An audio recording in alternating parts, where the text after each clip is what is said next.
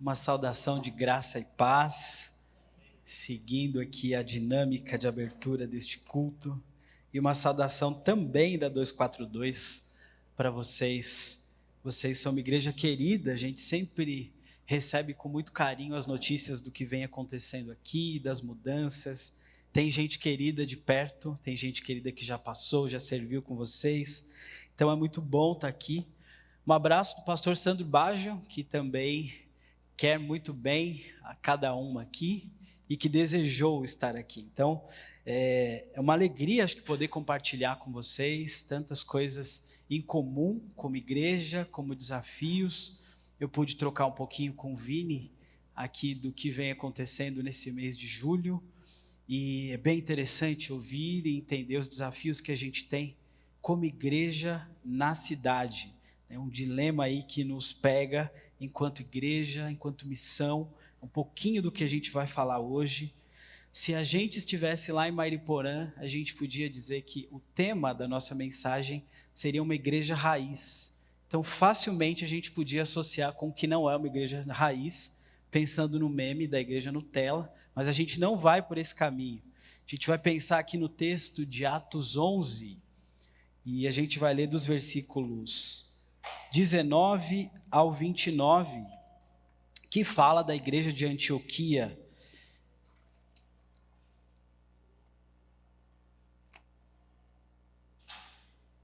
Eu estou lendo aqui na NVT, tá?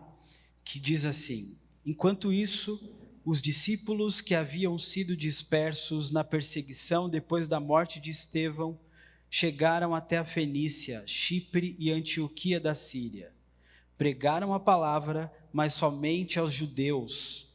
Contudo, alguns dos discípulos que foram de Chipre e Cirene até Antioquia começaram a anunciar aos gentios as boas novas a respeito do Senhor Jesus. A mão do Senhor estava com eles, e muitos desses gentios creram e se converteram ao Senhor. Quando a igreja de Jerusalém soube do que havia acontecido, enviou Barnabé a Antioquia. Ao chegar ali e ver essa demonstração da graça de Deus, alegrou-se muito e incentivou os irmãos a permanecerem fiéis ao Senhor. Barnabé era um homem bom, cheio do Espírito Santo e de fé, e uma grande multidão se converteu ao Senhor. Então Barnabé foi a Tarso procurar Saulo. Quando o encontrou, levou-o para Antioquia. Ali permaneceram com a igreja um ano inteiro, ensinando a muitas pessoas. Foi em Antioquia que os discípulos foram chamados de cristãos pela primeira vez. Durante esse tempo, alguns profetas viajaram de Jerusalém a Antioquia. Um deles, chamado Ágabo, pôs-se em pé numa das reuniões e predisse, pelo Espírito, que uma grande fome viria sobre todo o mundo romano. Isso se cumpriu durante o reinado de Cláudio. Então, os discípulos de Antioquia decidiram enviar uma ajuda aos irmãos na Judéia, cada um de acordo com suas possibilidades. Foi o que fizeram, enviando as doações aos presbíteros por meio de Barnabé e Saulo. A gente acabou lendo 30 também. Mas esse texto nos desafia a pensar um modelo a partir da igreja de Antioquia como uma igreja raiz. Uma igreja raiz no sentido em que ela lança as bases para a gente pensar as missões e esse diálogo com a cidade até hoje, até os nossos dias. Então, quando a gente pensa nesse contexto, a partir de Atos, a gente tem uma referência, um ponto de partida para pensar o trabalho missionário na cidade. E agora, olhando para a nossa amada SP, né? Parece que a gente tem que lidar com alguns desafios, e o primeiro deles é o discurso religioso, um discurso que é meramente religioso, um discurso que é ruim às vezes, um outro ponto, que é teologicamente fraco, que é insosso, que é cristalizado, mas que não tem relevância e expressão na cidade.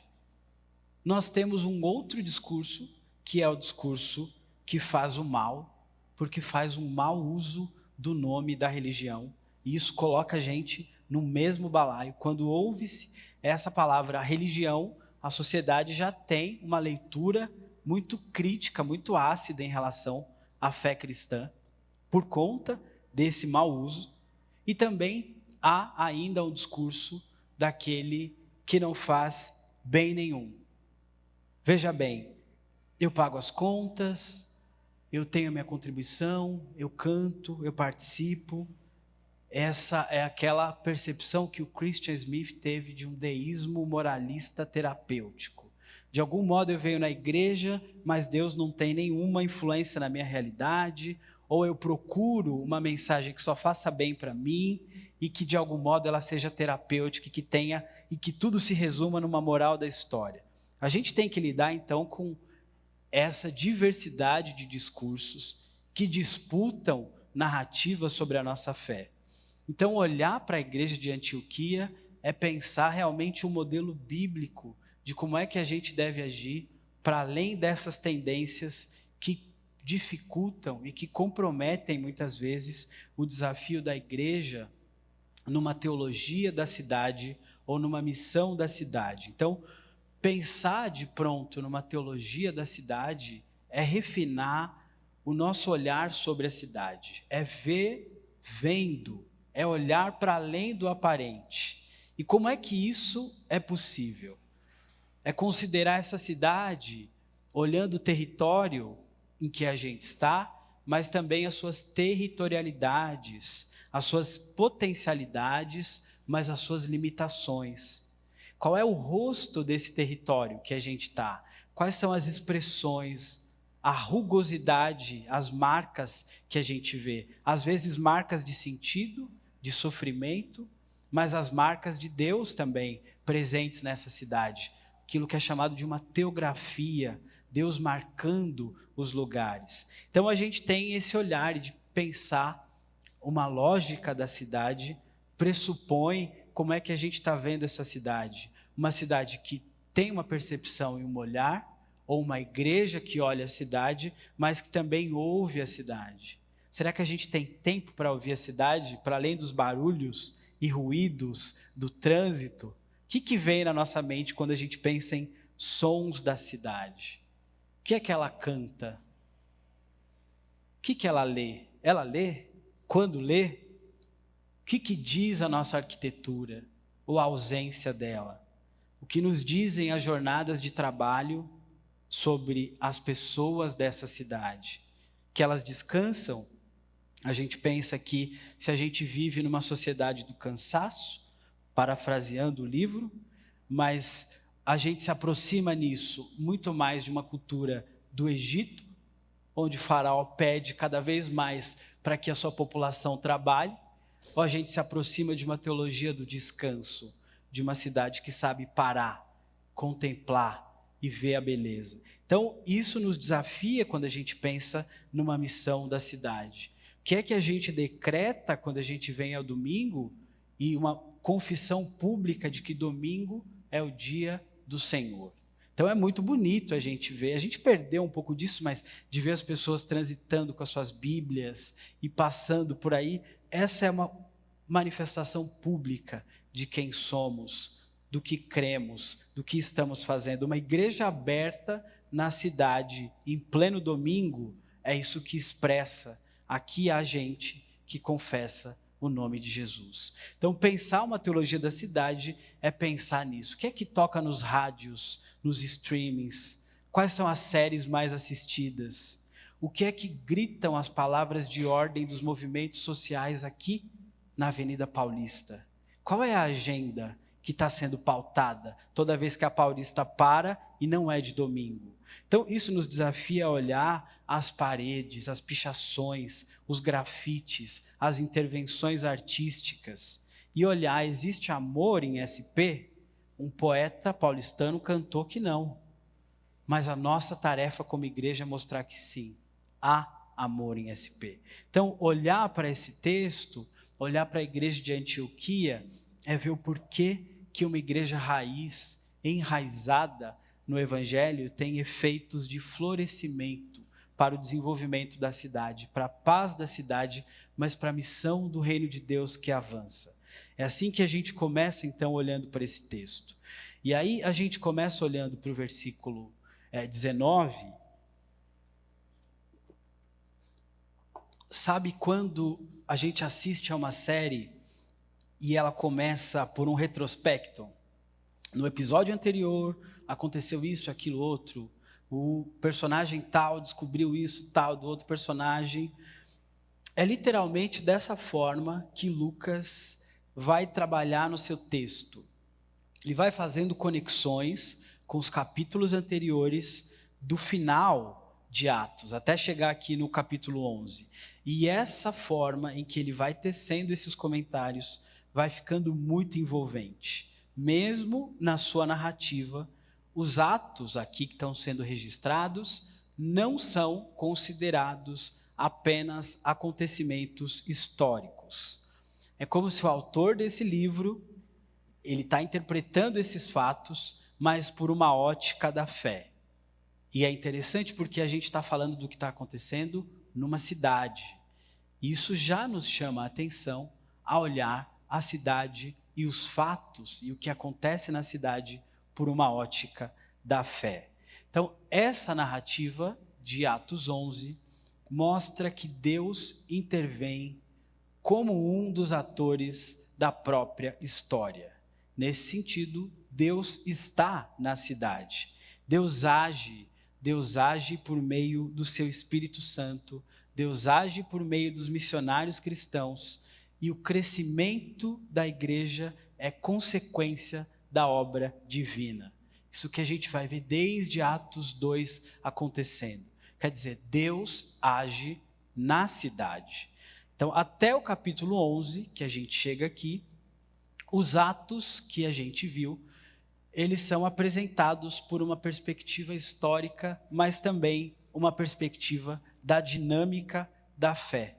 Então, esse historiador é um historiador que não só registra fatos, mas ele os lê por uma ótica da fé. E aí, qual é o conteúdo teológico de Atos até agora? Deus é o ator principal. Apesar de ter várias pessoas envolvidas, Deus continua tecendo a sua história e a sua missão, inclusive na cidade. De algum modo, a gente percebe que Deus é o ator principal, mas Jesus também é o ator principal. E da mesma forma, o Espírito Santo também. Quer dizer, há um aspecto aqui trinitário de que a Trindade atua nesses acontecimentos. Quer ver um exemplo? A gente vai para o texto de Atos 2, versículos 33, que vai dizer o seguinte: ele foi exaltado ao lugar de honra à direita de Deus, e conforme havia prometido, o Pai lhe deu o Espírito Santo, que derramou sobre nós, como vocês estão vendo e ouvindo hoje. Quer dizer, essa é uma belíssima declaração trinitária. O Pai que prepara essa missão num amor transbordante, o Filho que comunica em amor, e nós recebemos essa graça como um presente, e o Espírito Santo que coloca nessa mesma graça para que a gente possa ter então a comunhão nessa vida no reino de Deus.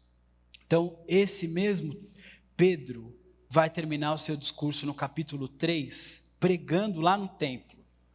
Atos 3, 26, e vai dizer: quando Deus ressuscitou seu servo, ele o enviou primeiro a vocês, o povo de Israel, para abençoá-los, fazendo cada um de vocês se afastar dos seus caminhos pecaminosos. Isso tem muito eco com o livro de Romanos que vocês têm estudado aqui ao longo do ano. Então, esse é o querigma, a mensagem, o anúncio, a proclamação. Como o autor começa no capítulo 11 fazendo esse retrospecto, a gente vai fazer esses saltos um pouco mais fundos aí, ou melhor, um pouco mais rasos, um sobrevoo dos capítulos anteriores, para entender qual é a importância disso para uma cidade tão grande como Antioquia.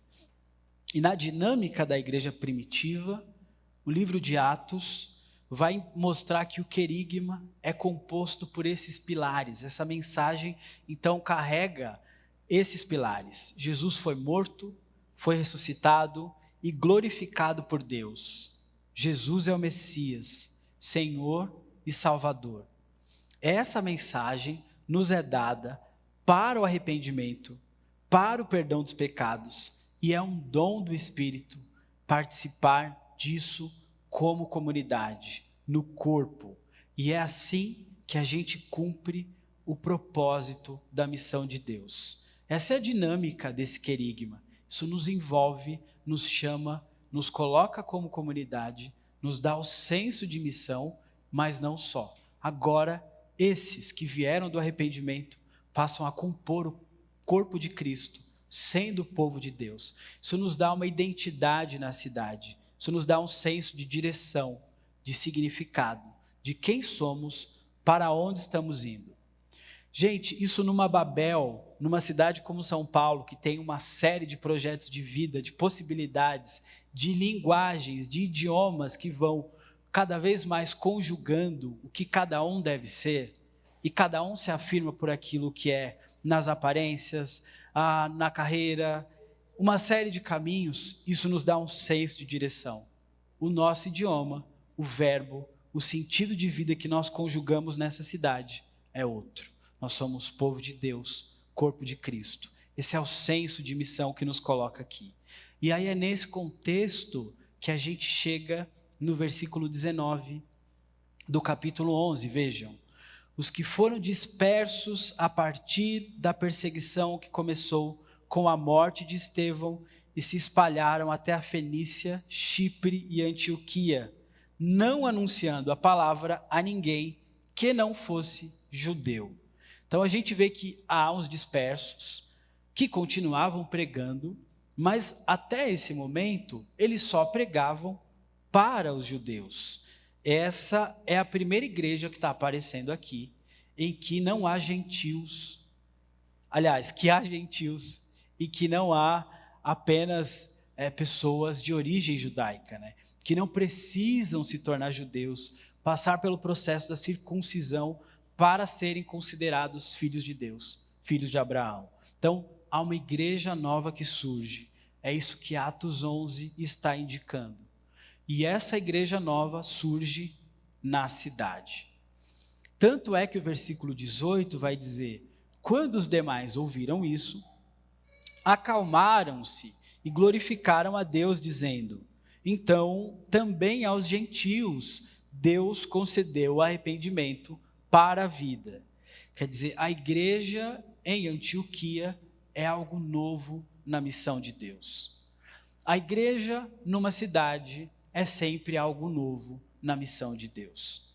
A possibilidade de uma igreja na cidade é continuar agindo e avançando com o reino de Deus. E Antioquia, segundo o historiador Flávio Joséfo, está no Kindle disponível esse aqui, é a terceira cidade do império. Primeiro é Roma, ali no censo, 1 milhão de habitantes nessa época. Segundo, Alexandria. A terceira, Antioquia da Síria, que era conhecida por ser a rainha do Oriente, por suas rotas, tinha toda uma relação com a seda, com a porcelana, já os arqueólogos encontraram. Então pensem numa cidade desse tamanho. Pensem na linha verde do metrô lá. Baldeação, Ana Rosa e acesso à linha 2 do metrô, tudo isso. Ou pior, pensem numa cidade desse tamanho sem metrô.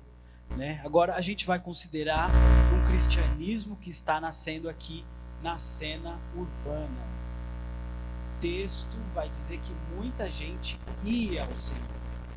Gente, um detalhe: Antioquia é maior que Jerusalém.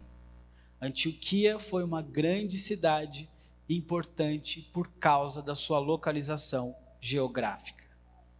A gente não precisa fazer uma paráfrase aqui. São Paulo é uma grande cidade. Vocês já captaram? O que é que isso nos significa? Qual é a potencialidade disso?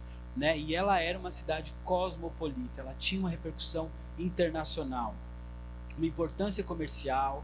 Ela tinha habitantes de várias partes do mundo, não só comerciantes. Tinha imigrantes que buscavam ali possibilidades de vida e pessoas que vinham e implementavam seus comércios. Algo típico das grandes cidades e dos fenômenos migratórios. Deus usa as dinâmicas das cidades, Deus usa as territorialidades, as especificidades que cada cidade apresenta para a expansão do seu reino. Antioquia possuía uma localização estratégica para muita coisa, para as caravanas. O que nos importa aqui é que tudo isso era palco do evangelho, que estava avançando. Então, o nosso ponto aqui é olhar a importância de Antioquia para a igreja do primeiro século. Então, há uma relação aqui profunda entre igreja, cidade e cultura. Então, o Chris, não o Cristiano Camilo Lopes, o Chris Wright, o Chris foi meu professor, então vocês imaginem aqui, né? Só pela graça mesmo. Ainda bem que agora a gente tem duas coisas aqui, né? Dizem que a gente vai tranquilizando, mas o Chris Wright ele vai dizer o seguinte no livro A Missão do Povo de Deus: nós devemos viver a dinâmica de nossa redenção em nosso tratamento compassivo em relação aos outros. Devemos representar Deus diante do mundo e atrair o mundo para Deus. Devemos ser pessoas cujas vidas demonstram o caráter de Deus e atrair outros para a fé nele. Devemos, acima de tudo, conhecer o Deus vivo e ser intransigentemente leais ao Senhor Jesus Cristo em nossa adoração e testemunho. É daqui que vai surgir a declaração que Jesus Cristo é o Senhor. É nesse livro, Kyrios Christos, enquanto está todo mundo afirmando que há outros senhores, esse povo vai afirmar isso. Nesse contexto, é nesse livro. E a pergunta que fica para a gente seria: quanto tempo nós conseguimos conversar com a cidade ao nosso redor? Isso não é novidade. É algo que faz parte dessa igreja missional, desde os irmãos em Antioquia. Gente, 500 mil habitantes é o censo dessa igreja nessa época. É uma metrópole, né? E aqui é o DNA da igreja primitiva.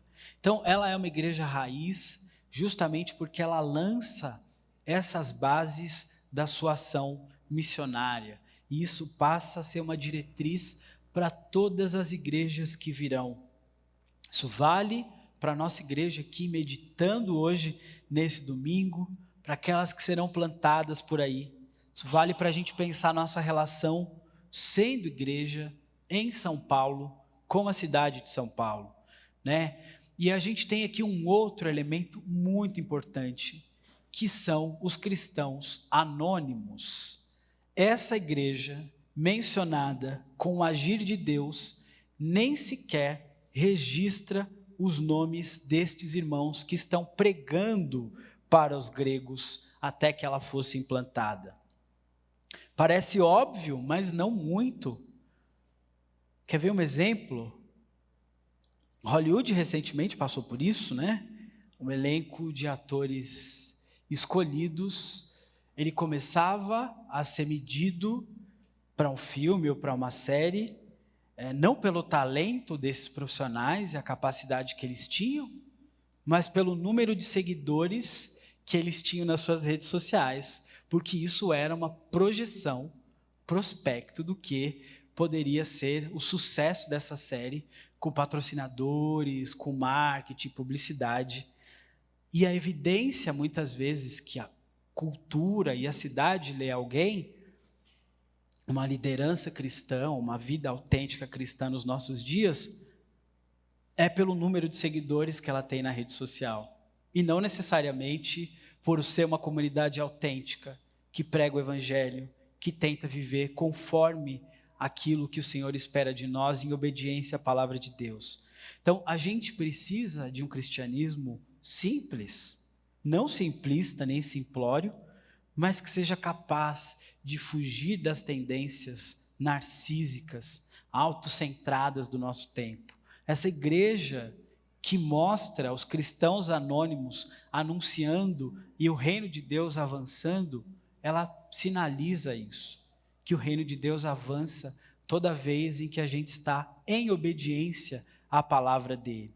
E que a gente não precisa entrar na dinâmica da publicidade, do marketing e não que as ferramentas não sejam bem-vindas, não é sobre isso, mas medir por essa régua é um problema no nosso tempo.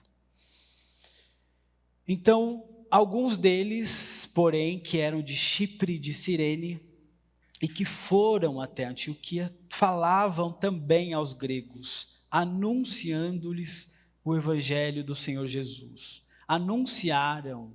A igreja começa quando a gente tem coragem de falar. Anunciar o evangelho do Senhor. Por isso que a gente gasta uma tinta aqui na introdução, para entender esse querigma, esse anúncio da boa nova. O evangelho é sempre proclamado. E claro que essa proclamação está em articulação com o serviço, com as ações, com a compaixão, mas ele é proclamado. A boa nova. Então, gente, quem são esses anônimos? Não há registro deles. Deus escolheu comunicar-se com a humanidade por meio da sua palavra. Criou o mundo por meio da palavra. E é por meio da palavra que nós somos introduzidos no reino de Deus. Não dá para fugir dessa dinâmica. Então, por isso, a importância da nossa relação com a palavra de Deus. Mas também a importância de pensar a nossa relação com o diálogo da palavra com a cidade. Sobre o que a igreja conversa com a cidade. Será que a gente comunica de algum modo valores que apontam para a beleza, para a justiça, para a paz? Nós, por muito tempo, fomos conhecidos como o povo da paz. Paz do Senhor, irmão, graça e paz, paz seja convosco, paz de Deus. Mas a gente era conhecido como o povo da paz. Dá para a gente fazer essa pergunta hoje? Tempos polarizados, se nós somos o povo que discursa em torno da paz, anunciando, inclusive, que viemos em nome do príncipe da paz. Então, pensar a possibilidade de pacificar relações, de mediar conflitos na cidade, de algum modo, vai reverberar no nosso desafio, na nossa espiritualidade cristã, na nossa prática como povo de Deus. E nós temos desafios, inclusive, no campo da cultura, das artes. Todas essas possibilidades são portas, são janelas que podem nos apresentar como povo de Deus. É ouvindo a palavra, é crendo no evangelho que nós somos então selados, onde eu participo dessa comunidade espiritual do povo de Deus. Efésios 1, que foi o texto de abertura do culto, vai dizer que nós fomos selados para participar disso. Então, é didático pensar nesse sentido, como que isso nos marca nesse movimento de olhar para a missão da igreja e que o evangelho é que funda a igreja. Estar na igreja é o reconhecimento de que nós precisamos do evangelho. Então, por que a gente diz que Lucas faz esse retrospecto? Ele não apresenta apenas um detalhe aqui desse capítulo, mas ele vai trabalhar com sínteses, mostrando que há uma conexão profunda entre o que acontece em Jerusalém e Antioquia. Então, quais são essas características? O mesmo Espírito Santo que atuou poderosamente em Jerusalém está atuando poderosamente em Antioquia. E essa passa a ser a identidade da igreja, aquela que depende da graça de Deus.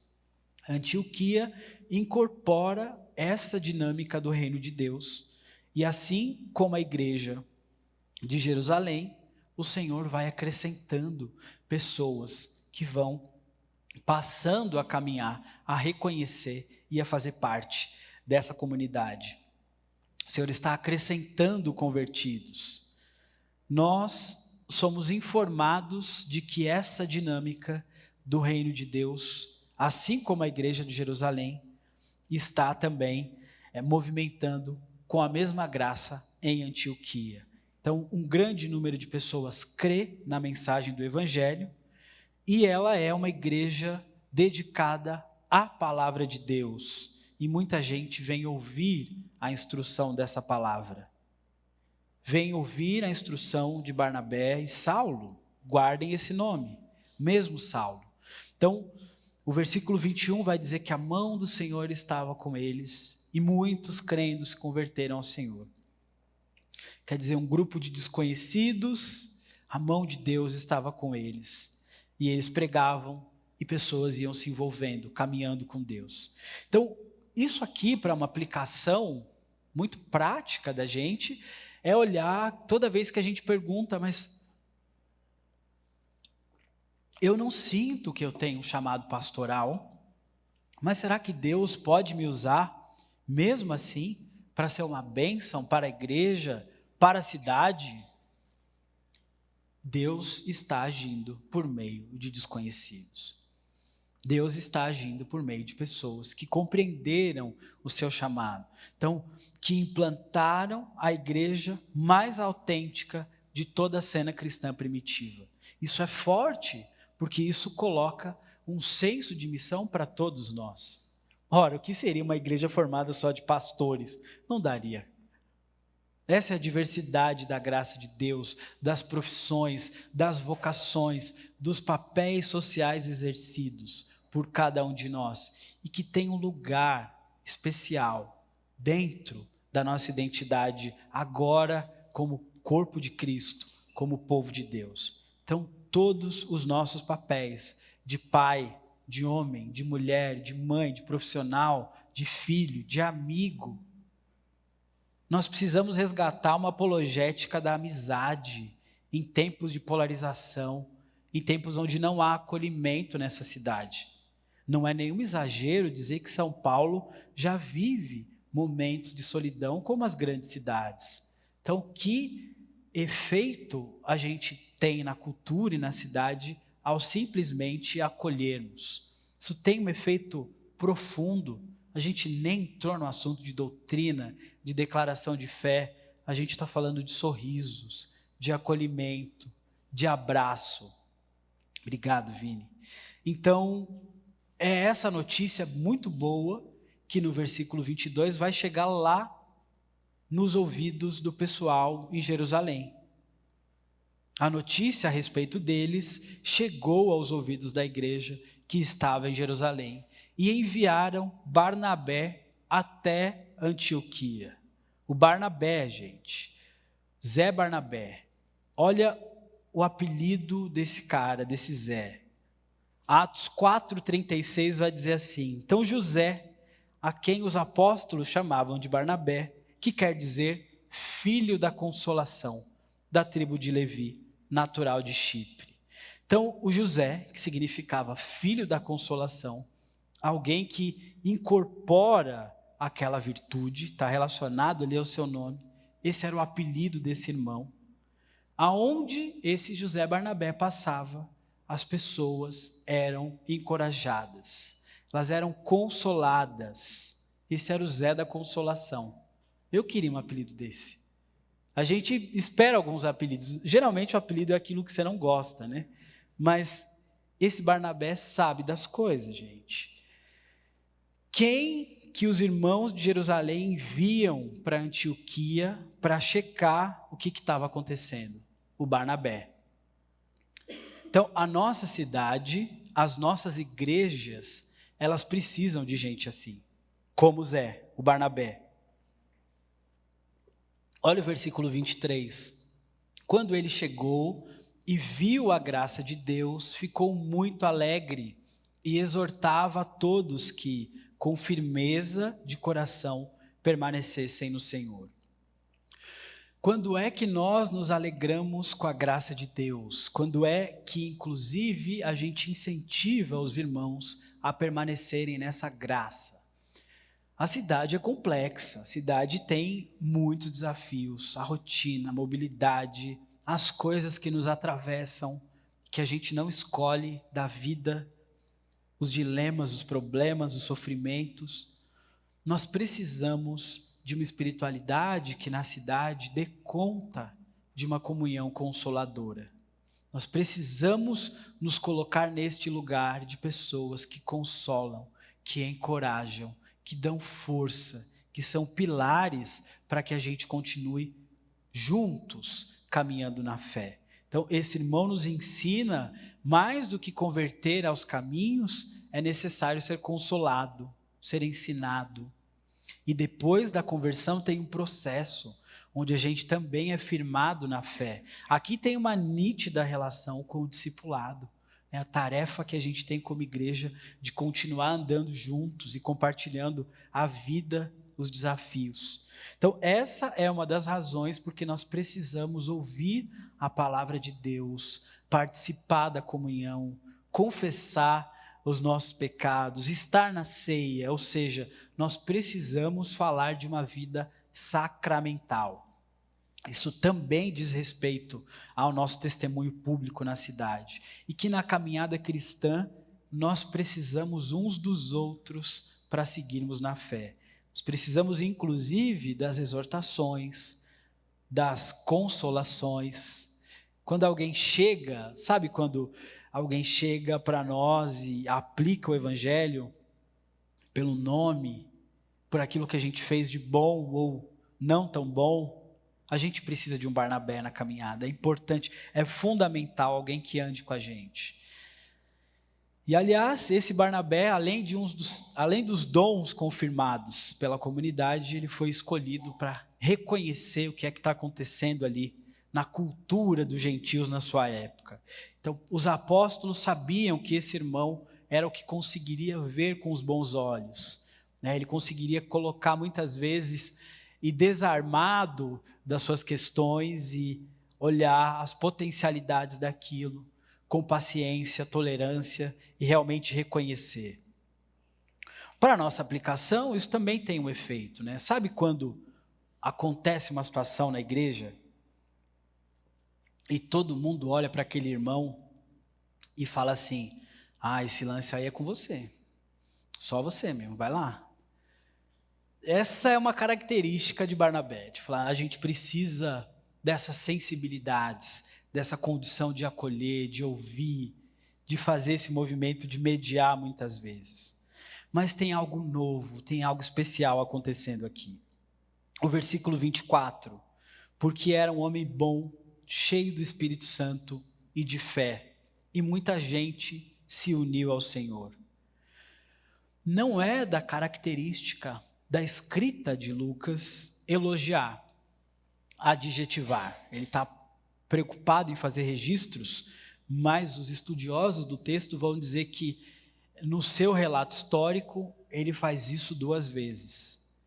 Faz algo muito semelhante quando ele vai falar de Estevão, em Atos 6, e vamos lembrar que esse é um capítulo de um retrospecto, mas ele para com o seu retrospecto e consegue gastar uma tinta aqui para dizer que Barnabé tem algo diferente. Esse irmão é abençoado, esse irmão tem alegria pela nova igreja que está acontecendo. Então, ele tem aqui palavras muito importantes do que está acontecendo, né? E que não apenas se alegra com essa igreja, mas é aquele que favorece o seu crescimento, para dentro e para fora. Então, a alegria é um elemento importante, inclusive para uma cidade que tem sido chamada de cidade cinza. Nós precisamos dessa alegria, desse sabor do evangelho e dessa alegria que dá conta de temperar as nossas relações, mas uma cidade que precisa de cor, de vida, precisa de ânimo. Então, há um elemento importante aqui, o comprometimento da igreja de Antioquia com o trabalho missionário para a expansão do reino de Deus. E aí, esse é o nosso, já partindo para o nosso pouso, porque esse mesmo Barnabé, que depois vai buscar Paulo para o trabalho em Antioquia, e que vai lançar todo o fundamento, inclusive para o trabalho missionário de Paulo. Essa é uma igreja que também vai formando pessoas, e que Deus vai enviando para novos lugares, para novas cidades, para novas possibilidades do avanço do reino de Deus. Esse é o versículo 26 nos lembrando disso, né? É aqui, inclusive, que nós vamos ver que durante o ano inteiro eles se reuniram naquela igreja e ensinaram uma multidão novamente o reforço de uma igreja que ensina. Mas em Antioquia, os discípulos foram pela primeira vez chamados de cristãos. Quer dizer, as próprias autoridades romanas, elas admitiam que aquele movimento que estava acontecendo na cidade era diferente dos outros movimentos religiosos. O judaísmo, por exemplo, tinha o status de uma religião lícita, uma religião oficialmente conhecida. Mas esses que foram chamados de cristãos eram conhecidos como o povinho de Jesus, gente de Deus, esse movimento de Jesus, essa gentinha de Jesus aí. E que mais tarde Nero vai fazer com que essa palavra se torne odiada, desprezada, se torne insultada, não muito diferente dos segmentos do secularismo do nosso tempo, que tem premissas irreligiosas, anti-igreja, tudo o que envolve o nome cristão geralmente não é bem-vindo. Mas qual é o peso da palavra cristão ainda hoje? Essa é uma pergunta sincera que nos desafia a olhar aqui a partir desse texto, porque ela está sempre relacionada à exortação, ao aconselhamento, à doutrina, à partilha da mensagem da Boa Nova. Esse texto nos mostra que uma série de coisas estão acontecendo nesse momento, por conta desses, inclusive dos irmãos anônimos, porque eles falavam de Jesus. Então, uma igreja que se propõe a abençoar a cidade, a avançar no reino de Deus, ela considera falar de Jesus. Ela considera pensar em possibilidades deste avanço. Esse acontecimento é que vai montar o palco para as missões paulinas. É essa convivência, essa ideia ensinando, pensando. E aí a gente chega no final desse capítulo. Naqueles dias, alguns profetas foram de Jerusalém para Antioquia, e apresentando-se um deles, chamado Ágabo, dava a entender pelo Espírito que haveria uma grande fome em todo o mundo. Essa fome veio nos dias do imperador Cláudio. Houve uma profecia aqui, uma profecia, uma orientação para a igreja. Isso também está na igreja de Éfeso, isso vai aparecer em 1 Coríntios, mas esse mesmo Ágabo, ele vai ser usado outra vez para profetizar sobre essa fome. E uma evidência importante, né? A gente vai olhar que Antioquia é uma igreja que serve a cidade. Versículo 29, os discípulos, cada um, conforme as suas posses, resolveram mandar uma ajuda aos irmãos que moravam na Judéia. E eles o fizeram, enviando essa ajuda aos presbíteros, por meio de Barnabé e Saulo. Então, isso também nos pega nesse sentido, porque esses irmãos que sabiam da dificuldade dos irmãos lá na terra judaica, esses que eram muitas vezes os judeus puros, de fala aramaica, que desacreditaram que o Espírito Santo estava atuando naquela igreja com os gentios, agora estão coletando uma quantia, cada um como podia, e enviavam como serviço aos irmãos da Judéia. Então, a igreja dispõe de contribuir com seus recursos materiais para o auxílio da cidade, de outras igrejas e da cidade. Essa crise foi uma oportunidade para aqueles cristãos que, em vez de darem uma resposta racionalista, escapista, foram, de forma prática, servir aos que necessitavam. Isso passa a ser uma oportunidade. As vulnerabilidades da cidade pode ser uma potencialidade, onde os nossos dons e talentos são recursos para que a gente abençoe a cidade. Quais recursos? Aqueles que Deus certamente nos confiou. Recursos materiais, intelectuais, recursos e recursos. Dons, talentos, profissões, tudo o que a gente tem e que pode estar a serviço disso. Então, as nossas igrejas podem se mover em direção à cidade e a outras igrejas, né? De que forma? Aí o Senhor certamente iluminará o nosso desejo de coração, o sinal de Deus em discutirem aqui como comunidade possibilidades para a cidade, uma missão da cidade e caminhos para que a gente realmente avance nisso. Mas Antioquia, concluindo, é uma igreja raiz. É uma igreja raiz porque ela parte da palavra de Deus. Ela é uma igreja multicultural de vários povos que estão aqui cumprindo uma promessa, aquela que veio desde Abraão. Ela é uma igreja que tem uma dimensão cosmopolita. E o Evangelho nos mostra que ele começa aqui e ele floresce no contexto das cidades. Esse trecho de hoje, então, destaca esse aspecto da missão como um compromisso.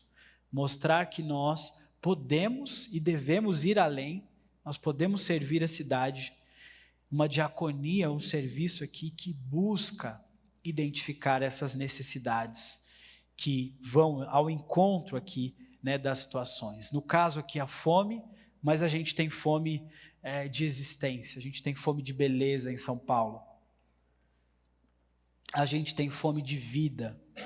E aí é fazer realmente essa leitura de que essa cidade grita muitas vezes por sentido, por significado, por justiça, por paz. E o povo de Deus tem, então, recursos, tem a alternativa, que é o poder do Evangelho, para salvar e para encontrá-los. Então, por fim, a gente pode se perguntar sobre a nossa identidade cristã, sobre o nosso papel na missão, que cabe a todos nós, que é dessa igreja dos cristãos anônimos que o poder de Deus vai atuando, que o Espírito Santo inspira o crescimento e o florescimento daquela comunidade e que isso é possível a nós hoje.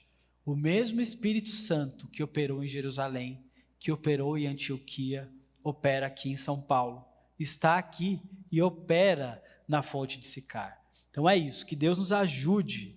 A gente vai orar agradecendo por essa palavra e pedindo esse direcionamento. Oremos ao Senhor.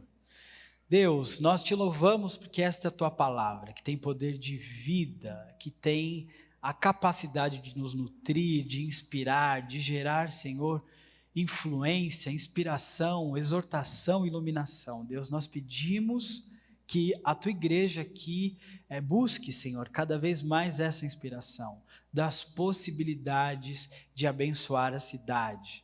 Senhor, é a tua palavra que nos convida a buscar a paz da cidade. É a tua palavra que nos dá o poder, Senhor, de pregar a paz à cidade.